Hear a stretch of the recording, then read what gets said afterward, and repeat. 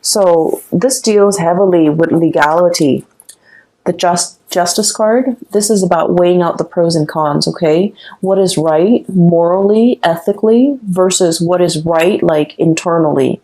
And then we have here the judgment card as well. Light bulb moment, okay? Some major idea that you are trying to bring forth into the world. It's almost like I'm getting a very strong like Aquarian, influence here, where you're like so ahead of your time. You have these ideas swirling in your head, and I feel like you're trying to conceptualize it. You're trying to make sense of it. You're trying to like sort out these creative ideas, put them into little neat boxes so that you can understand exactly what you are trying to work with. I also feel like it's a major ethical or a moral issue that you're grappling with, okay? Whenever we are linked up with laws and legalities and rules and regulations, I feel like especially for many of you, you have an innate sense of what is wrong and what is right. And I feel like there might be some type of a moral conflict between what you feel is right, what you feel is wrong, versus what the laws dictate is right or what the law dictates is wrong. So there might be some type of a legal framework or just some type of a framework that you're working within that you feel needs to be changed, and you're trying to find justifications for how to change it. You're trying to find evidence. You're trying to find like nuances in the law so that you can bend them. And I feel like you're doing this because internally you're driven by your own sense of what's right and what's wrong. And so you're trying to, shape it or fashion it in a manner that speaks to you. So I feel like for many of you, there might be a situation in a work environment where you're just like, this is not fair. This on paper, it says this, but in my mind, in my head, in my heart, it feels wrong. And so you're trying to, find a way to get around it is what I'm sensing. Okay. So this is coming in really, really strongly. And then going to the second image, this is what I'm sensing here is there's a situation where once again, you're trying to bring things forth into the world. It requires a lot of background research from your side. And the more that you read, the more ideas come to mind. But I feel like there isn't like a running thread to string all of these ideas together. And so in that way, you might feel like you're kind of ill-prepared to make the connections, to make the dots, to connect the dots in some fashion. And you also feel like you might need to speak to a specialist. You might need some type of an expert in their field in order to help you, in order to not only conceptualize, but like to draw out how it's going to be implemented or how it's going to be made in the real world. Okay. And I feel like there's somebody coming in, someone who's an expert in their field. We have here the Queen of Swords. I usually think of this as someone who is super rational, okay?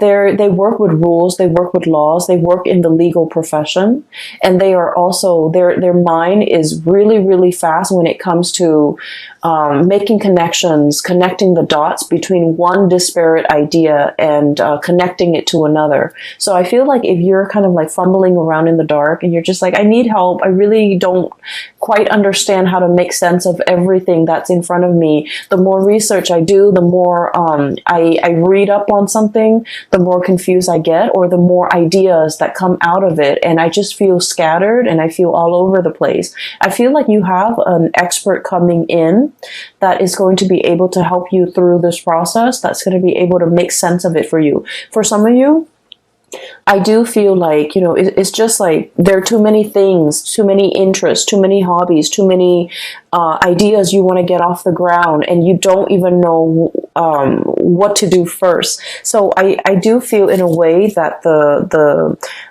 solid groundwork has not been laid, and you're still in that process of doing that. So I just want to say as well, there is a Mercury retrograde that's going to permeate the entire month of November. It starts on the 31st of October, and we're going to be in the Mercury retrograde period for about 3 weeks of November, and the last week is pretty much the shadow period. So this is a time to really lay that foundation, lay that groundwork, do the preliminary research, make sure there's no holes in your theories, and make sure that everything is done. And I keep hearing like conceptualize. Make sure that you have a very, very, very solid foundation laid out before you start doing anything. And the time for you to start doing anything should be outside of this Mercury retrograde cycle. So I would say the month of December looks really, really ripe, especially if we are in the time of Sagittarius, which is a fellow fire sign. When the sun is in Sagittarius, it's going to make a trine to your sign, Aries, and it's going to it's more conducive for, bringing you recognition, bringing you into the limelight, and making sure that your plans and ideas and whatever you're trying to implement is foolproof, because you're going to get a lot of visibility. And so I feel like the month of November is not really the time to draw attention to yourself because of the Mercury retrograde period. It is time for you to kind of lay low, pour things over, understand things, read up on things, do the preliminary research, have all those ideas floating around. You don't need to string them into any type of a coherent thought. You just need to, take them into account, but don't implement anything until the month of December. So I hope that makes sense, because if things are not laid out well and thought about well, and, I want to say, if they're not done well, by the month of December, when the limelight is on you or when the spotlight is on you, that's when, all the holes in your theories will start to show, okay? I'm seeing that it's like light streaming through it's almost like a window with curtains and then light streaming through. If there are holes in the curtains, you're going to start to see those holes cast a shadow, and you're going to start to see the light. So I feel like this is not a time for you to get that limelight. It's going to come in the month of December. Okay. So enough about that. I do want to move on to the cards because there's something coming through here. First of all, we have here the Eight of Wands and the Eight of Swords, and both of these falling on top of each other. So the Eight of Wands, this is massive amounts of communication. And the Eight of Swords is a situation where we keep ourselves stuck, we keep ourselves bound, and we feel like we don't have all the information that we need in order to move forward, in order to make a decision. So what I feel is happening here is there's a major idea that you have, okay? I feel for many of you, you might be like consultants, you might be experts in your field. You are kind of like that, you're kind of like that voice of ingenuity, that voice, it seems to me like your judgment, guiding light, okay? You're providing a lot of swift, short, concise communication to bring people out of a state of confusion, okay? You guys are very like no nonsense, no holds bar. Whatever comes to mind, you say it. Like you rarely have a filter. And I feel like because of this carefree, a lot of people might think it's reckless, but what I feel is it's a childlike innocence. It's sort of like, let's just do it first and then read the instructions later. Okay, let's just rely on our intuition to assemble this thing without having to read the instructions, because we all know, intuitively where things are supposed to go. And you have that kind of like blind faith where you're able to like get things done, push people along, move people along. And I'm sensing, start things off the ground, get things off the ground, get things running, inspiring people, and making, like, not letting people make excuses for why they're not getting things done. So I feel like you're kind of like the voice of, not so much the voice of reason, but like that light in a tunnel to help guide people along, because you're very, very bold and brave, and you venture into unknown territories. What I'm sensing here is, there's definitely a situation where you're kind of like guiding somebody. And I feel like there's legality, like legal issues surrounding it. And once again, I mentioned before, the whole sense of legality. What is right, what is written down as, the law of the land, you don't agree with it, okay? You feel like there's something lacking here. It's the law or whatever's written down is very, very self-serving. So you're trying to find a way to bend the situation. And so many of you are kind of like working behind the scenes. Many of you are trying to find loopholes. Many of you are trying to find ways to get around things and to do exactly what you want. Like, I'm sensing finding shortcuts, finding like the quickest point from A to B without having to circumnavigate, without having to kind of like dodge obstacles left and right. How do we shoot from here to there in the quickest manner? Okay, shooting out of that canyon. And so as a result of it, I feel like you're in a position either to guide people from all the obstacles that are kind of like strewn in their path. You're trying to find the quickest route from A to B to guide others. And you're trying to find as well kind of like the boldest move for you to make. And I feel like you're just going to land on your feet, okay? Like that kid being shot out of the canyon.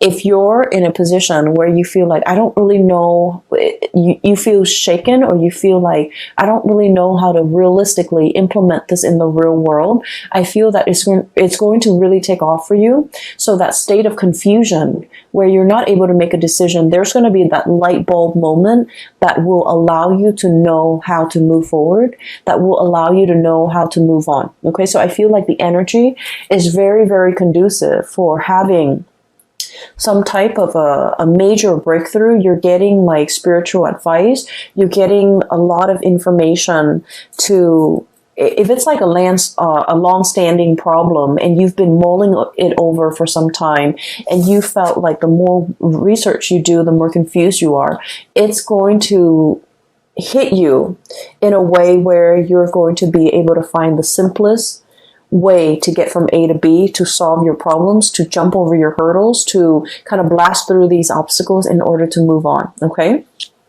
I'm also sensing here a very significant person that's going to be entering your life, okay? We have here the Queen of Swords. So this is air sign, air energy, Aquarius, Gemini, Libra. And what I feel is, for those of you who are dealing with an air sign, or even dealing with somebody who's a little bit more on the icy end, they ask a lot of questions. They try to really understand you. I feel like polar opposites. Okay, so your polar opposite might be Libra, and Libras are kind of like the lawyers of the zodiac. They like to ask questions. They like to see both sides of the story. They like to they ask a lot of questions because as an air sign, they like to know. They like to learn. They like to understand things from with like they like to have like a holistic view of a situation before they form their opinion or make up their mind. And so if you're dealing with someone like that, it doesn't have to be an air sign. It's just they exhibit the energy of someone who asks a lot of questions and they want to understand. You're going to feel a little bit like you're under scrutiny, like you're under a microscope. Like they're judging you, or they're judgmental, or they're trying to poke holes in your theories. But what I feel is, in the process of interacting with this person, they're going to make you stronger. They're going to make you able to defend your ideas, defend your beliefs, and to solidify and strengthen your ideas and strengthen your beliefs so that your theories have no holes. Your theories are foolproof. So I feel like you have somebody in your midst that is like this. And what I'm sensing is, for some of you, this might be like a romantic partner. who you feel might be overly critical. You feel they might be a little bit cold, a little bit distant, a little bit contrarian. You say one thing and they don't really see things that way, so they offer their opinion. And you guys have had a lot of clashes in the past where you don't see eye to eye. I honestly feel like they might have belittled you by the way in which they interact, by the questions that they ask you. You feel like they don't support you, or you feel like they're constantly poking holes in your theories. And what I see in this spread is this person doesn't mean to do that. And I feel almost like I'm seeing walking around on eggshells. Okay. I feel like you felt a little bit judged. You felt a little bit like you couldn't be yourself. You felt uncomfortable. And you didn't understand why. You felt like they didn't trust you, or you felt like they just they shoot down your ideas. You felt very unsupported, okay? And so I feel like this wasn't like an easy relationship. For some of you, this could be, I definitely feel a very strong love connection. So it could be like a love interest, a love partner, or even like a family member that you, for whatever reason, you really wanted to please this person, okay? And I'm also sensing it's somebody that you hold in high regards, okay? They're on a pedestal. They're on the scale here. That you hold them in really high regards, and for whatever reason, you are very eager to please this person. You really like this person. They don't mean to be harsh. They don't mean to make you feel like they're poking holes in your theories. It's just they can't help themselves. The way if their curiosity is piqued, if you're saying something that really strikes at one of their many interests, they're going to ask questions. They're going to ask a lot of follow-up questions, and it can feel really uncomfortable. And you're not the first person that they have made feel like they're under scrutiny, like they're under a microscope, like they're cross-examining you. You're not the first person. And I feel like this person has a tendency to do this. And I feel like they isolate a lot of people. They might have isolated friends because of their behavior. So I'm sensing here a person that doesn't mean it. They don't mean any harm, and they don't understand how they come across, and they don't understand how harsh they are with their words and their judgment. And they don't understand that people feel judged or feels that they're too judgmental, and people feel uncomfortable in their presence. Okay. So I feel like you're dealing with a situation like that where somebody might be asking you, and they're asking you so that they can understand where you're coming from, so that they can understand your ideas. And so, let your guard down, definitely, when you are interacting with this person, because I feel like they mean no harm, okay? When we're coming from a space, anytime we're coming from a space where we are constantly questioning somebody else's motives, Three of Cups, this is a celebratory card, an exchange of communication, ideas, getting together, having a really, really good time, and you have this, a flow, a really soft, I want to say soft flow of energy. And then there's mutual exchange, right? Of ideas, of energy, of support. And then all of a sudden this person comes into the picture and they're kind of icy and rational and just, stone face, poker face. So you don't really know where they're coming from. So I feel like, they have a habit of doing this and they're not really aware of it.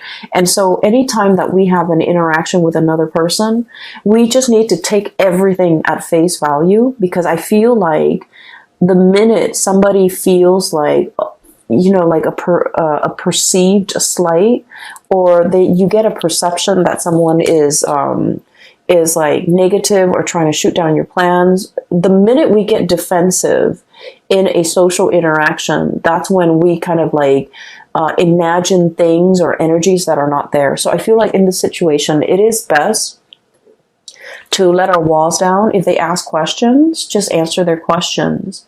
And I feel like it's going to create a more even flow of energy. Okay.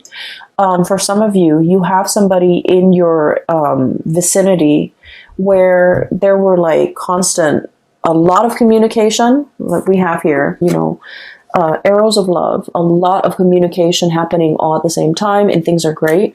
And then you go through a period where there's like zero communication, Eight of Swords, being stuck in a prison of swords, and you're just like, what just happened? Which way do I go? So I feel like you're dealing with someone who you feel is blowing very, very, very hot and cold. You don't know from one day to the next where you stand with them. I keep hearing bipolar.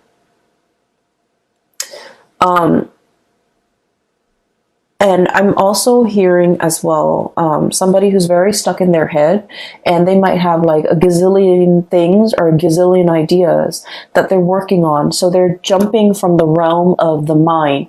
They're constantly thinking about other things. Okay. So it's not that they don't have time for you, or it's not that, they're, I feel like they're very, very busy. And I know that sounds terrible. There's no excuse. If you really want to make something happen, if you really want to reach out, you want to prioritize a communication or a specific person in your life, being busy is no excuse. We find time for things and for people that matter. But I feel like there's like periods of like a lot of heavy communication with this person. And then you go through a drought, and then they come back, and then there's a lot of heavy communication. And you're just never sure where you stand with this person. And you're frustrated. And I feel like you're thinking about the worst. You're thinking about like worst case scenario. They're probably talking to other people. They have a lot of other options. They have a lot of other people in their mind. And I feel for many of you, you might retaliate by, going out a lot, trying to meet other people. And so when you're going through that period of drought and there's no communication from the other person, you are waiting on the communication. But at the same time, you're just like, I do see like a retaliation where if there's no communication, you draw your attention elsewhere. And so I just feel like the other person has a lot of things on their plate. And once again, I'm not saying like it's an excuse, but I do feel like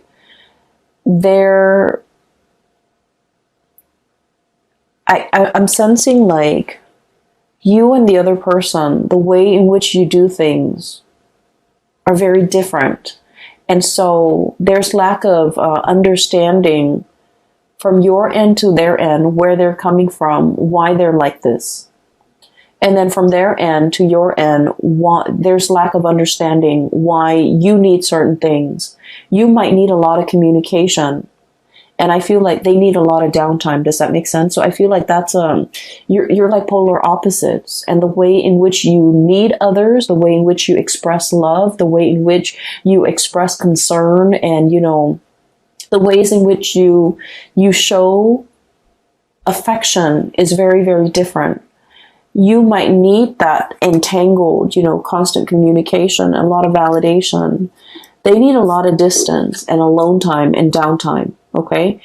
If the connection is there, in their mind, it's already there. We don't need to, reinvent the wheel. We just need to have separate lives. So I definitely feel like one person needs a lot of intimacy and reassurance and attention. And then the other person needs a lot of me time, a lot of downtime, a lot of space. And there's a potential here for the two of you to kind of like bridge this divide and to be able to kind of understand where the other person's coming from.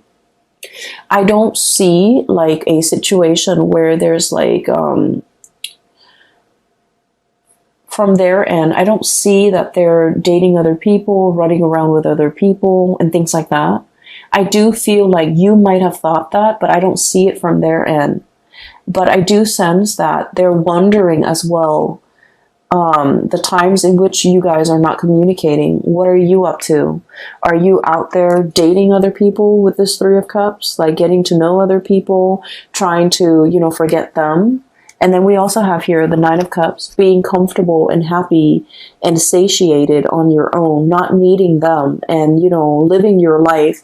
So I feel like there's a potential here for like a lot of misunderstanding between you and another person. If that has been the case in the past, there's a coming together, reckoning, communication, things being revived, okay?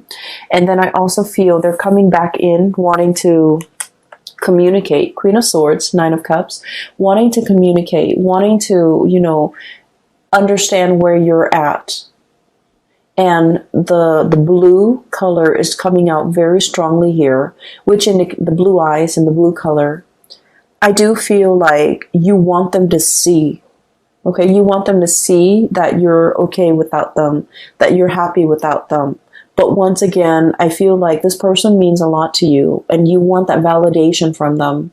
You want to see. So if this has been somebody that has kind of like left you high and dry in the past, I feel like a part of you really wants to show them, really wants them to see that you're okay, you're happy, you're dating, your social life is really thriving and taking off, or your dating life is really thriving and taking off. Like, you want to see. Some of you might be posting on social media, posting like, you know, that you're out and about, you're having a good time, you're enjoying the single life, if this is an ex. And then I definitely feel like, you know, they're thinking about you. They're trying to access you, access the photos, access the information. They're definitely physically seeing to make sense of it. Okay, so I do see a tit for tat retaliatory type of an energy here where you want somebody to see that you're doing well, that you're doing fine, that you're happy. But once again, it still points me to the fact that you are wanting some type of validation from this person, okay? If it is an ex, I feel like it's going to be the end of it. If it is an ex and you just feel like you go through periods where you hear nothing from them and then they come back in expecting everything to be okay. What I have is a stoppage in communication, Four of Swords. This is taking a break. And then we have the Five of Swords, and I usually think of this as like mincing, dicing something to kind of like cut it up into little pieces. It's like, I no longer need this connection. I no longer need this communication. I've been waiting for so long. It's finally coming in at a point where I'm at peace with myself. I'm happy and I'm doing really well. So I don't need it. So I feel like many of you will be in a position where you get to kind of like give this person a piece of your mind. You know, like, I don't need you. I'm doing okay on my own. I am very, very satiated and incredibly happy. And so I don't need the crumbs and, you know, all of this that you're bringing into the picture. But then on the other hand, I do feel like many of you, you're dealing with somebody where there is a lot of misunderstanding. What they need and what you need are totally different things. You might want to be the one, you know, going out, having fun, wanting to be the life of the party. And the other person, they crave a more peaceful, a quieter existence. And I feel like there will be like a bridging of the gap where the two of you will kind of like meet in the middle and try to, I want to say like compromise, okay? Like compromise. So I'm getting a very strong polar opposite here. And once again, your polar opposite is Libra. Libra is coming out very strongly in this spread. So for just a warning, for those of you who are dealing with a Libran person, I do sense there's a lot of misunderstanding, and I would just urge you to kind of, you know, slip yourself in their shoes to really understand and mull over and think about what they have said to you in the past, because I feel like you guys are talking over one another. You're speaking from here, they're here, and then the it's like, you know, the two shall never meet. So I feel like there's a lot of potential for misunderstanding.